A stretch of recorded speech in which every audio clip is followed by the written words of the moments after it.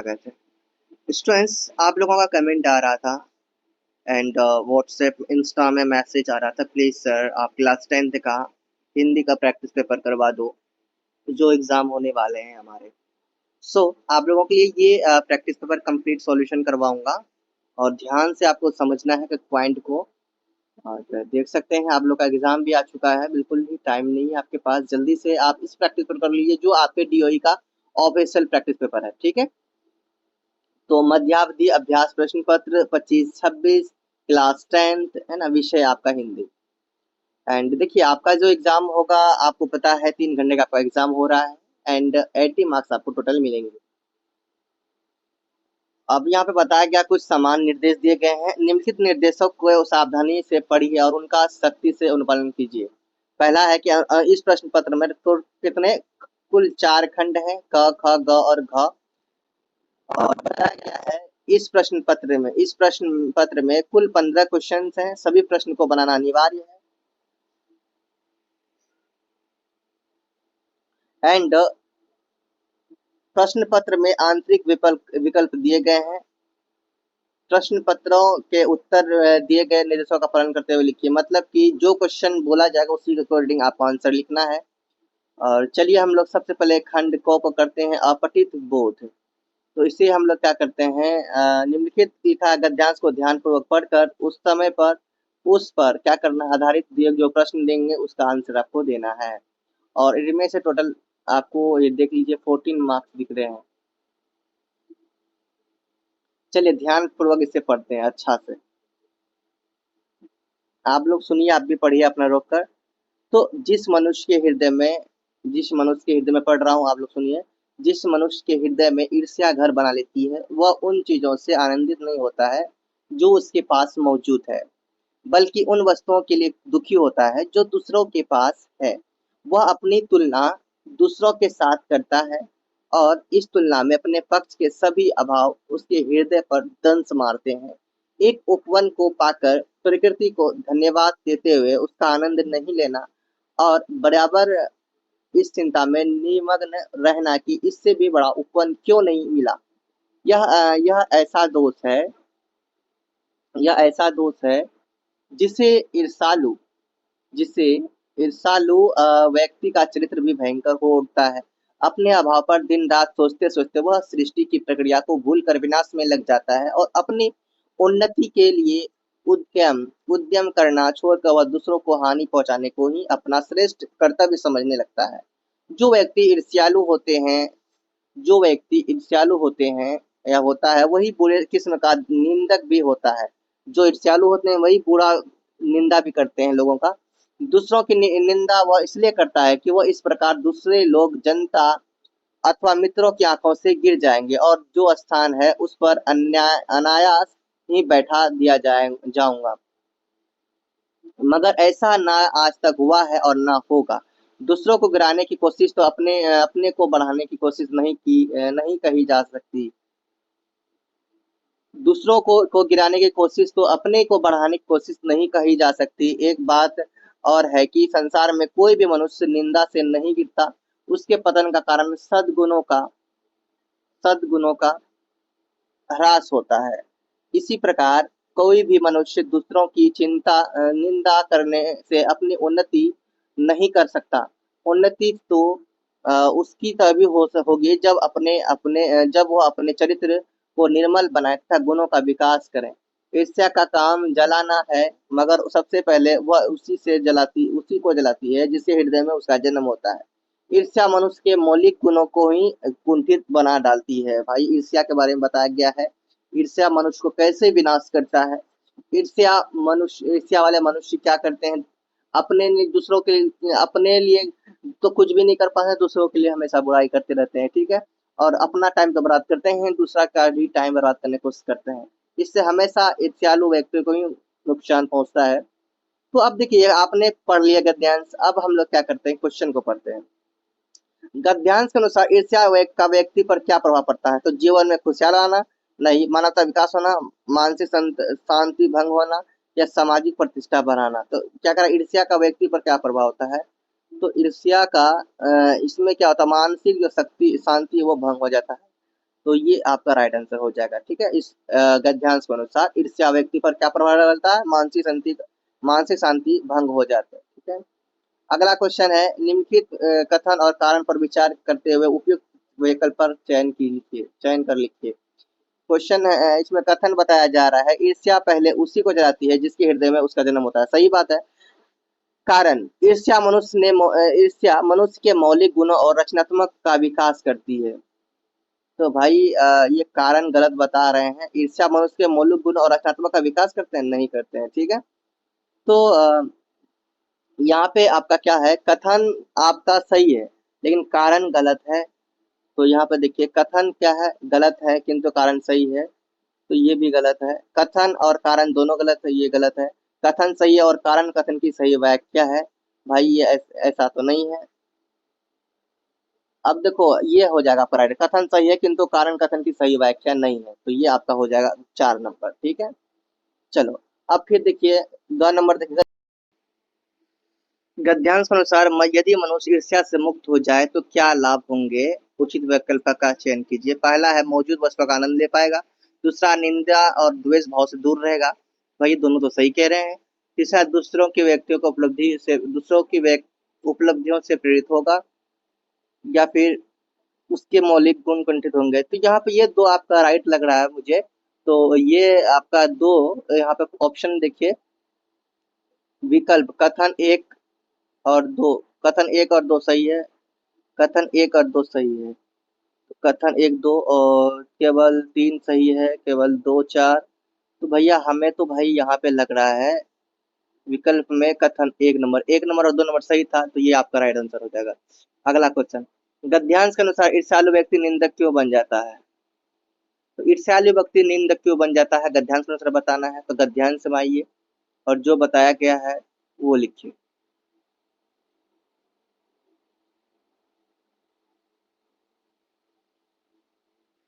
यहाँ पे देखिए लिखा हुआ है, जो व्यक्ति ईर्ष्यालु होता है वही बुरे किस्म का निंदक भी होता है। ये बस इतना ही लिख देना, कोई बड़ी बात नहीं, बस इतना लिख देना है।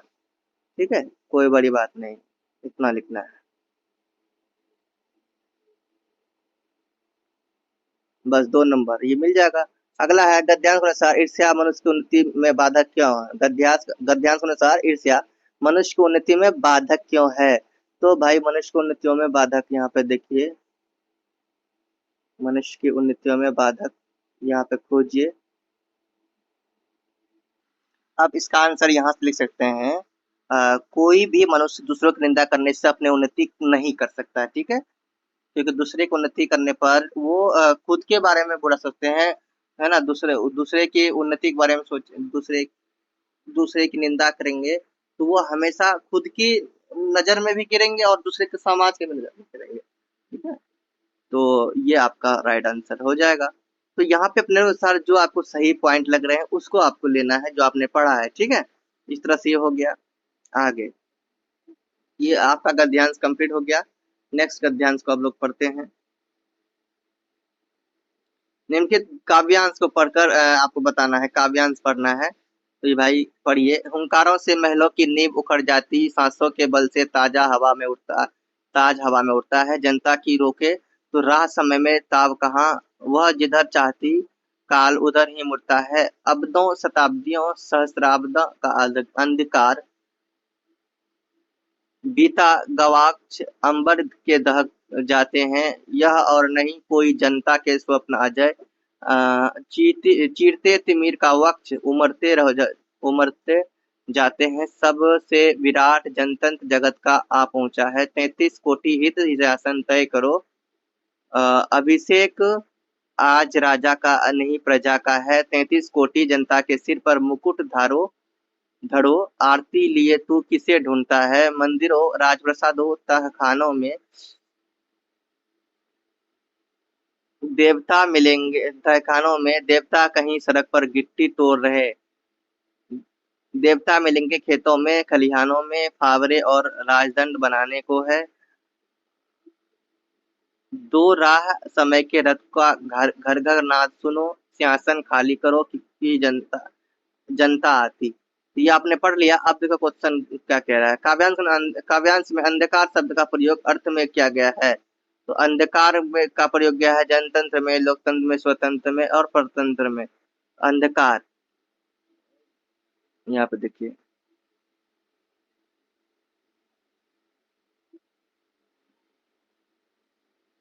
तो यहाँ पे कहा गया वह जिधर चाहती है काल उधर ही मुड़ता है, शताब्दियों सहस्राब्द का अंधकार, जनता की रोके तो वह समय में तावा कहाँ।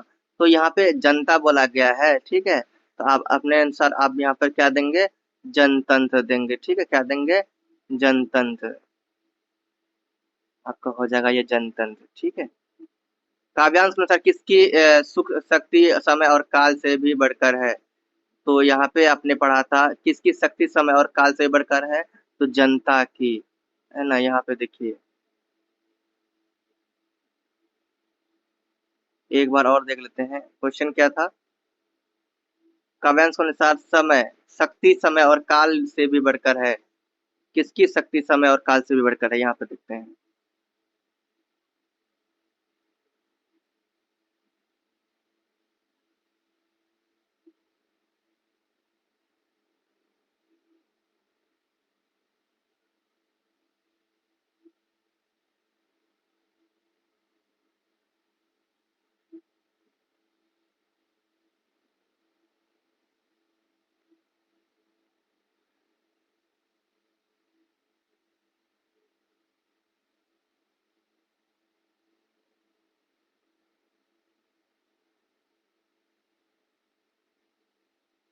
यहाँ पे देखिए, आप फिर से ये इस लाइन को पढ़िए। हुंकारों से महलों की नींव उखड़ जाती, नींव उखड़ जाती, सांसों के बल से ताज हवा में उड़ता है, जनता की रोके राह समय में ताव कहाँ। वह जिधर जाती काल उधर ही मुड़ता है ना। जनता जिधर भी जाएगा काल उधर ही मुड़ेगा। अब शताब्दियों सहस्राब्द का अंधकार। तो यहाँ पे भाई जनता, है ना, जनता दिखाया है, जनता के बारे में बोला गया है। तो आपका आंसर क्या हो जाएगा, जनता की, ठीक है। जनता की हो जाएगा राइट आंसर। निम्नलिखित कथन और कारण पर विचार करते हुए उपयुक्त विकल्प का चयन कीजिए। तो कवि के कथन क्या कहते हैं, कवि के अनुसार अब राज सिंहासन जनता का है, राजा का नहीं। अच्छा, कवि ये कह रहे हैं, सही कह रहे हैं। कारण, जनतंत्र में वास्तविक शक्ति जनता के मताधिकार में ही निहित है। सही बात, ये भी सही कह रहे हैं, ये भी सही है। मतलब कवि कवि जो कथन जो कह रहे हैं और कथन जो कह रहे हैं और कारण भी जो कह रहे हैं वो दोनों सही है, ठीक है। कह रहा है कि कवि के अनुसार राज सिंहासन अब जनता का है, राजा का नहीं है, सही कह रहे हैं। जनतंत्र में वास्तविक शक्ति जनता के मताधिकार में निहित है। दोनों देखो, ये अलग बात कहते हैं, ये अलग बात कहते हैं, ठीक है, लेकिन दोनों सही कह रहे हैं। यहाँ पर विकल्प देखिए, कथन गलत है किंतु कारण सही है। कथन पहला पहला क्या है, कथन गलत है किंतु कारण सही है। दूसरा, कथन और कारण दोनों गलत है। कथन सही है और कारण, कथन की सही व्याख्या है। कथन सही है किंतु कारण, कथन सही है किंतु कारण कथन की सही व्याख्या नहीं है। कथन सही है और कारण कथन की सही व्याख्या है। देखो भाई साहब, कथन सही है लेकिन किंतु कारण, कारण जो है वो इनकी सही व्याख्या नहीं है, तो दोनों सही। कथन गलत है, कथन और कारण दोनों गलत है। देखो ये जो हमने अभी पढ़ा था, कवि के अनुसार राजा क्या कह रहा है, अब राज सिंहासन जनता का, राजा का नहीं है। जनतंत्र में वास्तविक शक्ति जनता के मताधिकार में निहित है। तो भाई ये अलग बात कहते हैं, ये अलग बात कहते हैं, बट सही है। आप राइट आंसर दे सकते हो यहाँ पे। ये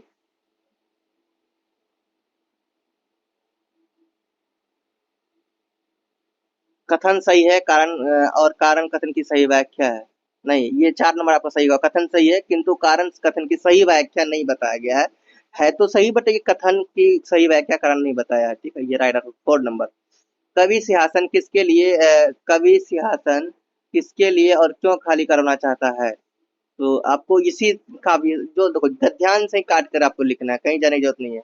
कवि सिंहासन किसके लिए और क्यों खाली करना चाहता है।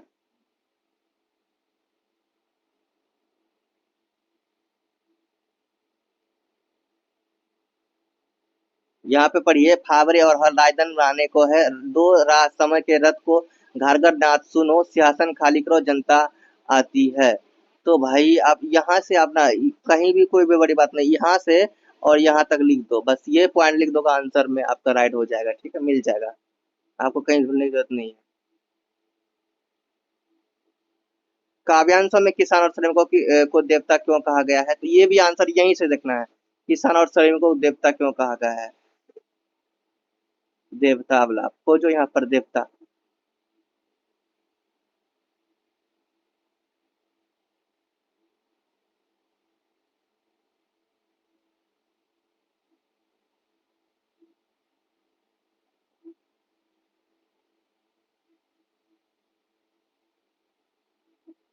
यहाँ से लिखोगे यहाँ तक, देवता मिलेंगे खेतों में, खलिहानों में, ये राइट आंसर हो जाएगा। ठीक है, एक पॉइंट से लेकर एक पॉइंट तक आपको लिखना है, आपका राइट हो जाएगा। ये कंप्लीट हो गया,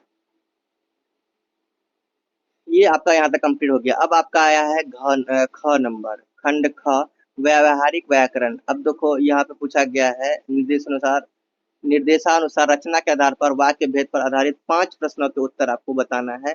आगे बढ़कर मोती ने सार का सामना किया, तो इसमें से आपको संयुक्त वाक्य में रूपांतरण करना है। तो देखिए 1 नंबर, 2 नंबर, 3, 4, 5, इन सभी का आंसर मैं आपको दे रहा हूँ। इनका नोट्स मैंने क्रिएट किया है, तो आप नोट से आंसर देख लीजिए।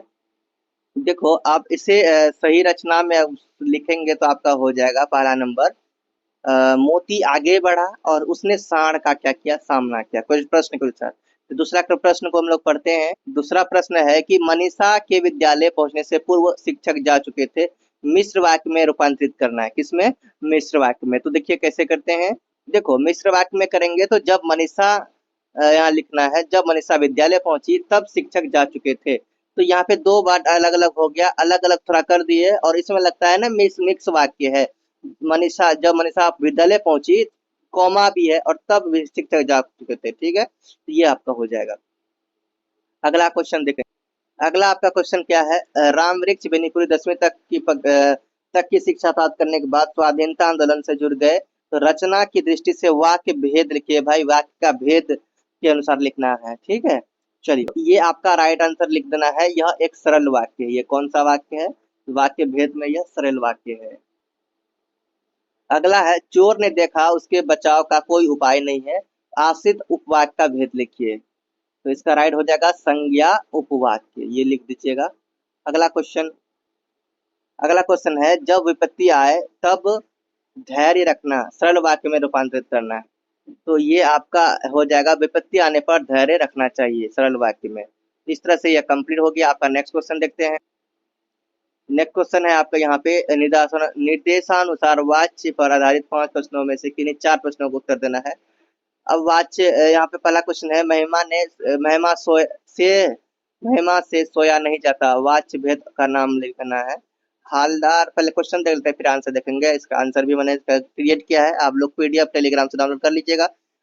हलदार साहब द्वारा पान खाया गया, वाच्य में बदलना है। संधि पतंग उड़ाता है, वाच्य भेद का नाम लिखिए। कर्मचारी कल फाइल भेजेगा, कर्म वाच्य में लिखना है। जिस वाक्य में क्रिया का केंद्र बिंदु भाव हो उसमें कौन सा वाच्य है। तो ये 5 क्वेश्चन है, इनका आंसर आप लोग देख लीजिए वीडियो को रोककर। ये लिखिए वाच्य, पहला का आंसर होगा भाववाच्य, दूसरा का हालदार साहब ने पान खाया। उसके बाद तीसरा का आंसर हो जाएगा कृतवाच्य, चौथा का आपका आंसर हो जाएगा, लिख लीजिए वीडियो को रोककर, कर्मचारी द्वारा कल फाइल भेजी जाएगी। पांचवा आपका भाववाच्य हो जाएगा। ठीक है, अंडरस्टैंड। हम नेक्स्ट क्वेश्चन देखते हैं। नेक्स्ट क्वेश्चन है आपका ये, निर्देशानुसार पद परिचय पर आधारित 5 प्रश्नों में से कहीं 4 प्रश्नों के रेखांकित पदों का क्या कहते हैं, पद परिचय लिखिए। सब सुबह हमें यूम थांग के लिए निकल पड़ना था। हमें हलवाई मीठी जलेबियां बना रहा है, तो यहाँ हमें मीठी। अंकित फल का चला आ रहा था, यहाँ पर जो अंडरलाइन है उसी में से आपको पद परिचय बताना है। और बंदर पेड़ पर उछल कूद कर रहा है, नवाब साहब धीरे धीरे खीरा छीलने लगे। तो इसका हम लोग लिख लेते हैं। इसका आंसर देखिए, इसका आंसर ये लिखिएगा, ये थूम थांग का व्यक्तिवाचक संज्ञा, पुल्लिंग, एक वचन, कारण और कारक है। तो ये आपका हो जाएगा पद परिचय में। इसका जो जितने भी पद परिचय वो है, मीठी गुणवाचक विशेषण है, स्त्रीलिंग है, बहुवचन है, विशेष जलेबियां है। अगला कार, जातीय संज्ञा है, स्त्रीलिंग है, एक वचन है, कर्म कारक है। ये हो जाएगा आंसर। चौथा का पेड़ पर, जातिवाचक संज्ञा, पुल्लिंग, एक वचन और अधिकरण कारक। पांचवा धीरे धीरे, रीतिवाचक क्रिया विशेषण, छिलने क्रिया की विशेषता बता रहा है। ये हो गया आपका आंसर। आप लोगों के लिए मैंने नाइट में ये नोट्स क्रिएट किया था। और क्वेश्चन नंबर आपका 6 है, निर्देशानुसार अलंकार का आधारित अलंकार पर आधारित 5 प्रश्नों में से किन 4 प्रश्न का उत्तर देना है। तो पहला है जिस दिन जन्म लिया हो आल्हा ने धरती धसी 2.5 हाथ। उसके बाद पाहुन जो आए हो गांव में शहर के, अलंकार बताना है। तीसरा इतना रोया था मैं उस दिन, ताल तलैया सब भर डाले। उर विहग सा उड़ रहा है नील गगन के बीच। इसका क्या देखिए, 5 नंबर भी देख लीजिए। सागर के ऊपर नाच नाच लहरें करती मधुर गान। इनका आंसर देखिए अलंकार।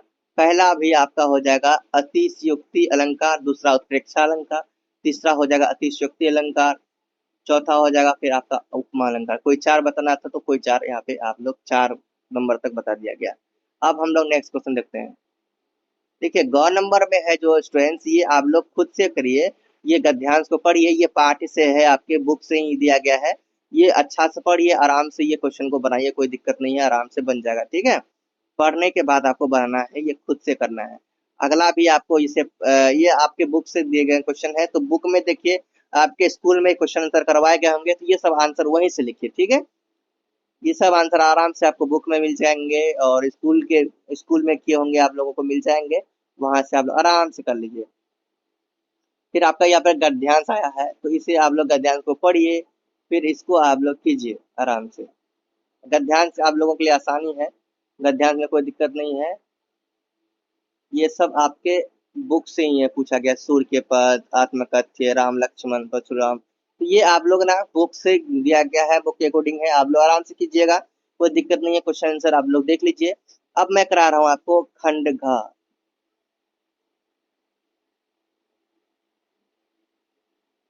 ये सब जो है ये आपके बुक से पूछे गए क्वेश्चन है। अब हम लोग करेंगे खंड घ। खंड घ का मैं आपको बता दूंगा। खंड घ में पहला प्रश्न है आपका, ये प्रदूषण की समस्या मैं आपको बताऊंगा, इनमें से प्रदूषण का प्रकार बताना है, प्रदूषण और जीवन और पृथ्वी पर प्रभाव बताना है, और प्रदूषण की रोकथाम के ऊपर, मतलब जो पॉइंट दिए रहेंगे उसी पॉइंट पर आपको आंसर देना है ना। 120 वर्ड्स में टोटल। चलिए इसका आंसर देखते हैं। ये देखिए प्रदूषण की समस्या, आपको हेडलाइन दे देना है। अब आपको लिखना है, प्रदूषण एक ऐसी समस्या है जिसने न केवल भारत बल्कि पूरी दुनिया को अपनी चपेट में ले लिया है। इस समस्या के कारण मानव जीवन के साथ साथ पृथ्वी पर भी बुरा प्रभाव पड़ रहा है। प्रदूषण कई प्रकार का होता है, जैसे वायु प्रदूषण, जल प्रदूषण, ध्वनि प्रदूषण। इन सभी का मानव जीवन और पर्यावरण पर बहुत बुरा असर पड़ता है। प्रदूषण के कारण पृथ्वी पर रहने वाले सभी जीव जंतुओं और पेड़ पौधों के जीवन पर बुरा प्रभाव पड़ता है। प्रदूषण की वजह से हवा, पानी और भोजन की गुणवत्ता खराब हो रही है। इसके कारण लोगों को कई तरह की बीमारियां हो रही है, जैसे सांस की बीमारियां, त्वचा के रोग और कैंसर। प्रदूषण का एक और बड़ा प्रभाव यह है कि इससे पृथ्वी का तापमान बढ़ रहा है, जिससे हम ग्लोबल वार्मिंग कहते हैं। इस समस्या के कारण ग्लेशियर पिघल रहे हैं, समुद्र का स्तर बढ़ रहा है और जलवायु में बड़ा बदलाव आ रहा है। प्रदूषण की रोकथाम के लिए कई उपाय दिए जा सकते हैं। सबसे पहले तो लोग प्रदूषण के बारे में जागरूक करना बहुत जरूरी है। हमें अधिक से अधिक पेड़ लगाना चाहिए और प्लास्टिक का उपयोग कम करना चाहिए। इसके अलावा हमें वाहनों से निकलने वाले धुएं को कम करने के लिए सार्वजनिक परिवहनों का अधिक उपयोग करना चाहिए। सरकार को भी ऐसे नियम बनाना चाहिए जो उद्योगों को प्रदूषण कम करने के लिए मजबूर करें। यदि हम सभी मिलकर प्रयास करें तो इस समस्या को कम कर सकते हैं और एक स्वस्थ भविष्य का निर्माण कर सकते हैं। यह हो गया आपका राइट आंसर। अब नेक्स्ट क्वेश्चन देखते हैं। ये कर दिया भाई, ये आपको अगर ये लिखना है तो देखिए अपने दिमाग से सोच सोच के लिखिए, कोई बड़ी बात नहीं है, लिख सकते हैं। या फिर समाचार पत्रों के लिखना है तो जो लिखना है लिख सकते हैं। स्टूडेंट्स अब हम लोग 13 नंबर देखते हैं। यहाँ पे पत्र लिखने के लिए दिया है कि आप नंदनी या नंदन या नंदनी है, मतलब अगर आप लड़का है तो नंदन लिखिएगा, लड़की है तो नंदनी लिखिएगा। अपने क्षेत्र में आवारा जानवरों की समस्या के समाधान के लिए किसी लोकप्रिय समाचार पत्र के संपादक को लिखना है, ठीक है। और इनको ये क्या लिखना है भाई, पत्र लिखना है, ताकि वो अपने न्यूज में दिखाए, ठीक है। सो इस तरह से इसका ये क्वेश्चन ये हो गया। और दूसरा क्वेश्चन आपका ये मैं करवा रहा हूँ इसका, अथवा आप जो करना चाहते हैं ये कर सकते हैं। दूसरा, आप श्रेयांश या श्रेया हैं, अपने पत्रकारिता में स्नातक की उपाधि क्या की है, प्राप्त की है। आपने आपके शहर से प्रकाशित होने वाले दैनिक समाचार पत्र में पत्रकारिता के लिए कुछ पद रिक्त है। उस पद के लिए आवेदन करने हैं तो आपको लगभग 180 शब्दों में अपना स्ववृत्त तैयार करना है, ठीक है। तो चलिए ये दोनों क्वेश्चन का आंसर मैं आपको करवा देता हूँ। पहला तो स्टूडेंट्स आपको यहाँ ये लिखना है नंदन और नंदिनी वाला जो क्वेश्चन था, सेवा में संपादक महोदय, दैनिक जागरण नई दिल्ली, ठीक है। दैनिक जागरण को आप देना चाहते हैं तो उनका नाम आप लोग लिख दिए। कोई भी पत्र आपको, जो पत्र आपको पढ़ते हैं, हिंदुस्तान पढ़ते हैं हिंदुस्तान दे दिए। तो भाई जो पत्र आप पढ़ते हैं उनका नाम देकर आप लिख सकते हैं नई दिल्ली। उसके बाद विषय लिखना है, क्षेत्र में आवारा जानवरों की बढ़ती समस्या के संबंध में महोदय।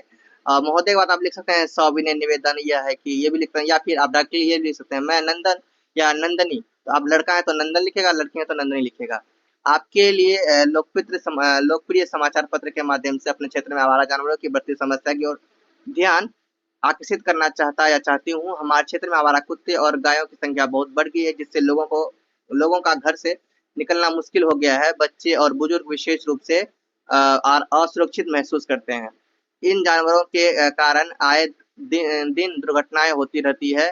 मतलब कि आए दिन, मतलब डेली प्रतिदिन या कहीं ना कहीं कुछ किसी न किसी दिन होते रहता है। और कई लोग घायल हो चुके हैं। इन जानवरों का सड़कों पर घूमना यातायात के लिए भी एक बड़ी समस्या का बाधा बन गया है, ठीक है। मेरा आपसे अनुरोध है कि आप इस समस्या को अपने समाचार पत्र में प्रकाशित करें, ताकि संबंधित अधिकारी इस पर ध्यान दे और जल्द से जल्द कोई ठोस कदम उठाए। धन्यवाद। ठीक है, भवदीय अपना नाम लिखिएगा, क्षेत्र जिस क्षेत्र से लिख रहे हैं उस क्षेत्र का नाम, डेट लिखेंगे, ये आपको लिखना है, कंप्लीट हो जाएगा। और दूसरा आपका था भाई स्ववृत्त लिखना था। तो स्ववृत्त आप लिखेंगे, आप अपना नाम लिखेंगे, है ना, श्रेयांश या श्रेयांश, ये आप ये नहीं लिखना, ये लिखना श्रेयांश या श्रेया, जो भी, आप लड़का है तो श्रेयांश लिखेंगे, लड़की है तो श्रेया लिखेंगे। और मोबाइल नंबर कोई भी दे दीजिएगा, ठीक है, अपना नंबर देना है या फिर अपने कुछ नंबर चेंज करके आप लिख दीजिएगा। और ईमेल आईडी देंगे, अपना पता देंगे। और ये सब मैं आपको समझाने के लिए लिखा है, बाकी ये आप लोग लिखिएगा। उसके बाद शैक्षणिक योग्यता, भाई जहाँ तक आपका योग्यता है, जो योग्यता है वो लिखिएगा, जहाँ तक पढ़ाई कंप्लीट किए हैं वो लिखिएगा। और ये लिखिए किसी प्रतिष्ठित विश्वविद्यालय से पत्रकारिता में स्नातक की उपाधि, और कौशल लिखेंगे।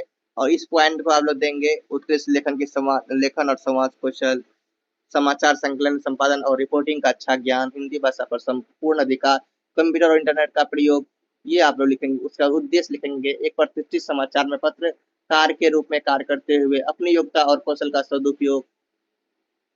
उसके बाद आप लोग इस तरह से लिख लेंगे, ठीक है। ये आपका कंप्लीट हो गया। अब नेक्स्ट क्वेश्चन देखते हैं। और आपका यहाँ 15 नंबर में है, आपकी बड़ी बहन जिम केंद्र, जिम के प्रचार हेतु 40 शब्दों में इसका आकर्षण विज्ञापन तैयार करना है।